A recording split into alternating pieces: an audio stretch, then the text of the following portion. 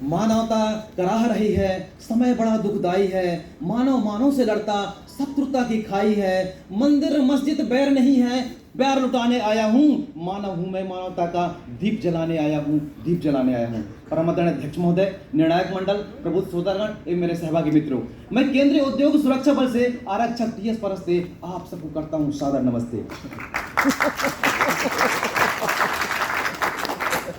आज के वाद प्रतियोगिता में दिए गए विषय का पुरजोर विरोध करते हुए अपना विचार विपक्ष में रखना चाहूंगा। जी हाँ महोदय, आज इस सदन में विद्यमान प्रत्येक नागरिक विधि द्वारा स्थापित भारतीय संविधान के प्रति वचनबद्ध है और हम एक लोक सेवक होने के नाते हमारा एक कर्तव्य है कि हम संविधान के अनुसार कार्य करें। महोदय, मानवाधिकार के सम्मान में मानव सर्वोच्च न्यायालय ने अनुच्छेद 21 में स्पष्ट कहा है कि मानव को सिर्फ जिंदगी जीना ही नहीं बल्कि गुणवत्तापूर्ण जीने का अधिकार है। तो वही मेरे विपक्षी मित्र हमारे ही अधिकारों की सीमाओं पर लक्ष्मण रेखा खींचना ही समस्या का समाधान मानते हैं, जबकि भारतीय राजनीति शास्त्र के दिग्गज चाणक्य की युक्ति है कि कोई भी नियम, कोई बात राष्ट्र और राष्ट्र से ऊपर नहीं हो सकता।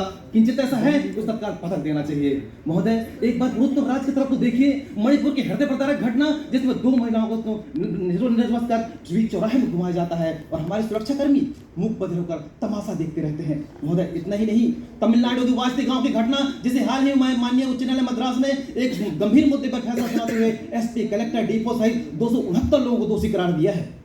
इस घटना में सुरक्षा बलों के द्वारा जब कहर भरपाया जा रहा था, उस खौफनाक मंजर के बीच मानवाधिकार कभी कुआं में डूबता तो कभी चुल्लू भर पानी में, कभी पेड़ से लटकता तो कभी घुटने टेकर रहम की भीख मांगता रहा, लेकिन उत्पात मचाते हुए सुरक्षाकर्मी ने 18 महिलाओं के साथ बलात्कार किया। महोदय, इतने नहीं, उस महिलाओं में 8 माह की गर्भवती महिला और 13 वर्षीय मासूम बच्ची शामिल थी।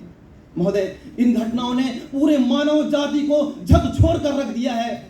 किसका खून न खौला होगा पढ़ सुनकर अखबारों में, किसका खून न खौला होगा पढ़ सुनकर अखबारों में, मानवता के दीप बुझा दी अधिकारों के दरबारों में। महोदय, मानव लिंचिंग आए दिन हो रहे देश में मानव लिंचिंग घटनाएं किसी से छिपी नहीं है। महोदय, मानव तस्करी का देश में बहुत बड़ा जाल है, जिसमें प्रत्येक वर्ष 4-6 हजार नहीं बल्कि 40 से 50 हजार बच्चों को निकल जाता है। मानव दुर्व्यापार, महोदय, मानव दुर्व्यापार समाज का सबसे घृणित कृत्य है, जिसमें एक मानव को वस्तु समझकर लाभ कमाया जाता है, जिसमें देह व्यापार, अंग व्यापार, भीख मंगवाने से कृत्य शामिल होते हैं, जिससे मानवाधिकार का खंडन ही नहीं बल्कि पूरा परिवार तबाह हो जाता है। इसके बाद भी मेरे विपक्षी मित्र दलील देते हैं, चिल्ला कर कहते हैं कि भारत में मानवाधिकारों की रक्षा के लिए सुरक्षा बल जरूरी है। तो मैं सरकार से पूछना चाहता हूं कि अगर मान भी लिया जाए कुछ पल के लिए कि जरूरी है, तो क्या निश्चित है कि सुरक्षा बलों द्वारा मानवाधिकार का हनन नहीं होगा? क्या निश्चित है कि यहाँ देश में जो सैकड़ों फर्जी एनकाउंटर बंद हो जाएंगे? क्या निश्चित है अनाथालय और मानसिक रोगों के साथ में हो रहा दुष्कर्म बंद हो जाएगा? क्या निश्चित है सोफिया कांड, निर्भया कांड, हाथरस कांड, मनोरमा जैसे कांड दोहराए नहीं जाएंगे? क्या निश्चित है देश का किसान आत्महत्या नहीं करेगा? क्या निश्चित है फूलन देवी, पान सिंह तोमर जैसे शोषित लोग दोबारा हथियार नहीं उठाएंगे? क्या निश्चित है भारतीय जेलों की दयनीय स्थिति सुधर जाएगी? महोदय, ये सुधर जाएगी। महोदय, इसके बाद भी मेरे पक्ष मित्र कहते हैं, मैं एक बार अपने विपक्षी मित्रों से कहना चाहता हूं कि एक बार इतिहास के पन्ने उठाकर देखिए, यह गौतम बुद्ध महावीर की धरती है जिसमें जो है कीड़े पतंगों को मारना भी पाप समझा जाता था। यह वीर अशोक की धरती है जिसने आत्मगिरानी को युद्ध करना छोड़ दिया था। महोदय, ये उस गांधी की भूमि है जिसने अहिंसक बल पर पूरी विश्व शक्ति को घुटने टेकने के लिए मजबूर कर दिया था। महोदय, ये हमारा इतिहास है।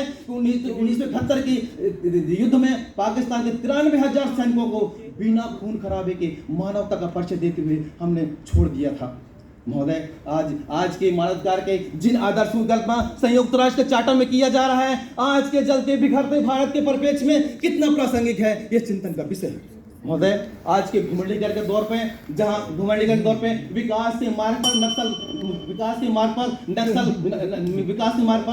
कैंसर का रूप धारण कर चुकी नक्सलवाद समस्या के कारण और कोई नहीं बल्कि हम हैं। हमारी दोस्तपूर्ण नीतियां हैं। आज पशुपति से लेकर तिरुपति तक समाज का बड़ा भाग मूलभूत सुविधाओं से वंचित है। वही एक वर्ग 5G इंटरनेट, वाईफाई जैसी सुविधाओं से सुसज्जित ऐशो आराम की जिंदगी जी रहा है, तो दूसरी ओर शोषित वर्ग रोटी, कपड़ा और मकान जैसे मूलभूत सुविधाओं से वंचित है।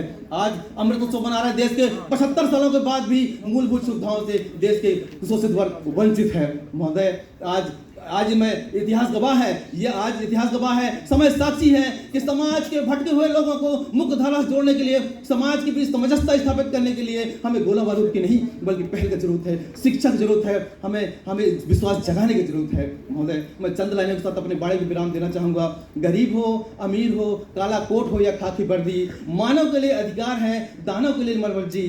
जिंदा तीस अधिकार हैं, मुक्त धरा अन्नदाता, इसीलिए तो कहते हैं हिंदुस्तान को भारत माता, हिंदुस्तान को भारत माता।